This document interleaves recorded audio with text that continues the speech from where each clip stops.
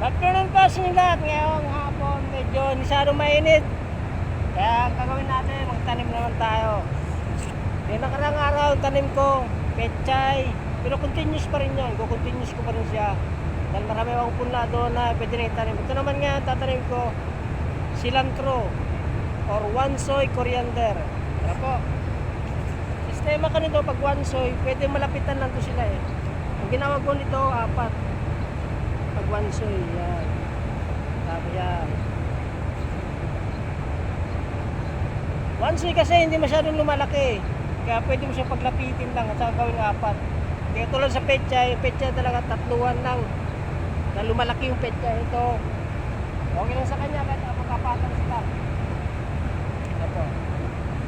Yan si wansoy. Yan, lugat nyo. Ano naman tayo? Ito, isang tray na ito, tatanim ko. Ito doon. Let's go!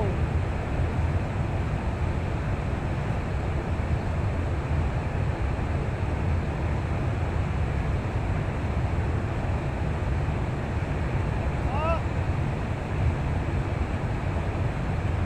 Wansoy coriander.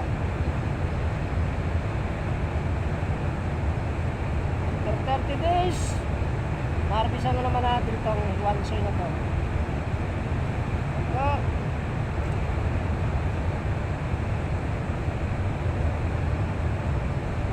Ayan. Thank you po.